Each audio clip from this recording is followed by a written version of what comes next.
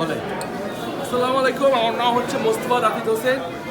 আমি আসছি আমার বইয়ের পাসপোর্ট করাইতে। এসে এখানে দেখতেছি আমি করছি 2015 সালে পাসপোর্ট, সেখানে আগারগাঁও অফিসে। ওই সময় থেকে আমি দেখতেছি এইসব হয়রানিমূলক কাজ। এখানে ডিজি বসে আছে, এটা একটা বিল্ডিং করছে, রিজিওনাল পাসপোর্ট বলছি সরকার করছে, আমি সেটা সাধুবাদ দিই। কিন্তু এই বিল্ডিংয়ের মধ্যে কতগুলা মানুষকে কতভাবে হয়রান করা হচ্ছে। এখানে গরম এক, ছোটো ছোটো বাচ্চা নিয়ে লোকজন বসে আছে, কোনো কিউ নাই, লাইন মেনটেন করছে না, মানুষকে ইনফরমেশন দেওয়া হচ্ছে না, মানুষ জানেই না এবং মানুষ ভয় পায়। আমরা কেন সরকারি অফিসারদেরকে ভয় পাবো? সরকারি অফিসারদের বেতন হয় আমাদের ট্যাক্সের টাকায়। আমরা তাদের জিম্মি না, জিম্মি কেউ যদি হয় তাদের সার্ভিস দিতে হবে। এবং সার্ভিস একটা ছাত্র আন্দোলন হয়েছে, এটা এই জন্য হয় না যে কোনো কাউকে বের করে দেওয়ার জন্য, এটা বোঝানো হয়েছে যে আপনারা যদি অ্যাকাউন্টেবিলিটি নেন তাহলে ঠিক হবে। আপনারা যদি মনে করেন ছাত্র আন্দোলন করছে এরপর কোনো কাজ শেষ না, আপনাদের সবাইকে অ্যাকাউন্টেবিলিটি নিতে হবে। প্রতিটা জায়গায় সরকারি অফিসারদেরকে জিজ্ঞেস করতে হবে আপনারা কেন আমাদেরকে হয়রানি করছেন, আপনারা কেন আমাদের রুতে কষ্ট দিচ্ছেন। আপনার সাথে কি ব্যবহার করছে একটু বলেন। কোন রুমে গেছিলেন, রুম নাম্বার বলবেন।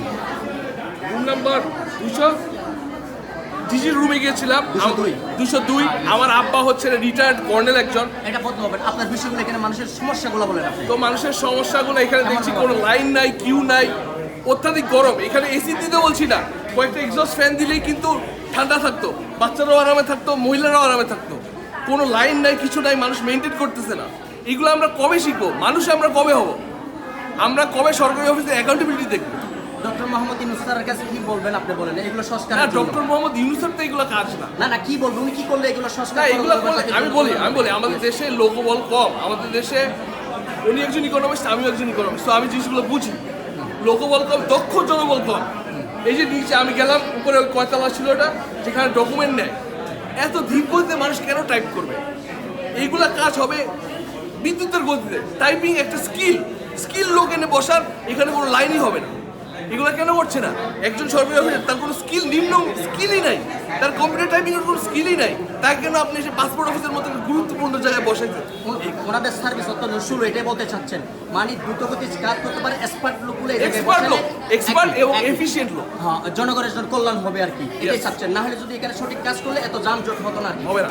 বিসমিল্লাহির রহমানির রহিম। আমি হাজী আব্দুল মালিক বলছিলাম এই জনকণ্ঠ অনলাইন থেকে। এই দেখেন পাসপোর্ট অফিস, উত্তরা 12 নম্বর সেক্টর। পাসপোর্ট অফিসে মানুষের কী অবস্থা দেখে নেবেন।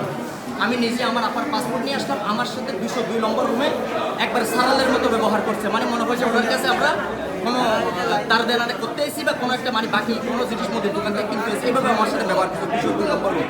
যেটা ভদ্রলোক একটু আগের বিষয়টা আমার কাছে ক্লিয়ার করলো। দেখেন হাজার লোক সবার সাথে মানে খারাপ হবে কেন? আর এই পাসপোর্টের মতো কেউ ফ্রিতে করতেছে না, রাষ্ট্রের কিন্তু ওরা ট্যাক্স দিয়ে বা টাকা রাষ্ট্রের নিয়ম মানি করতেছে। নিয়ম মানার পরে কেন এত ভুক্তভোগী হবে? মানুষের এই বিষয়গুলো কিন্তু তুলে ধরার জন্য, দেখার জন্য আমি এই জিনিসটা করলাম। আমি বর্তমান সরকার ডক্টর মোহাম্মদ ইউনূস স্যারের দৃষ্টি আকর্ষণ করতেছি, সবাই সব উপদেষ্টাদের এগুলো কিন্তু সংস্কার করতে হবে। আগের পরিবেশে চলতেছে, কিন্তু আগের পরিবেশ দেখেন, আগের পরিবেশ কোনো পরিবর্তন হয় নাই, এই জাতির কোনো পরিবর্তন হয় নাই। আমরা 800-র অধিক মানুষের জীবন দিয়ে যে স্বাধীনতা অর্জন করলাম, 200-কে ভাগাইলাম এই দেশ থেকে, কোনো পরিবর্তন হয়নি। পরিবর্তন একটাই হয়েছে, কিন্তু ওরা কাজ করতেছে বুশ নিচ্ছে, সত্য কথা। ওরা কাজ করতেছে অত্যন্ত স্লো, অত্যন্ত কিন্তু কি স্লো করতে কাজ করতেছে। কিন্তু ভাই সে বিষয়ে কথা বললো, ভাইয়ের মন্তব্যগুলো তুলে ধরলো। এই হলো বিষয়। দেখেন উত্তরা 12 নম্বর সেক্টরের পাসপোর্ট অফিসের অবস্থা দেখেন আপনারা, এভাবে মানুষের কাজ করতেছে, এভাবে বসে থাকছে। এরা সবগুলো কর্মজীবী লোক। একটা পাসপোর্টের কাজ হবে সর্বোচ্চ 10-15 মিনিটের ভিতরে। এই 15 মিনিটের কাজ যদি ঘন্টার পর ঘন্টা বসে থাকে, আমি নিজে একটা মিডিয়ার কর্মী হিসেবে দেখলাম। কিন্তু এর আমাদের জাতির ভবিষ্যৎ কী হবে আপনারা একটু দেখবেন, আপনি একটু বুঝবেন কিন্তু বিষয় নিয়ে। কিন্তু এই হলো আমাদের দেশের সুশাসন। সুন্দর সুন্দর কথা বলে জাতিকে স্বপ্ন দেখে, এই স্বপ্ন দেখেন আপনারা, এই জাতিগুলো দেখেন স্বপ্ন নিয়ে বসে আছে সামান্য একটা পাসপোর্টের বিষয় নিয়ে। এই বলে বক্তব্য শেষ করলাম। আসসালামু আলাইকুম।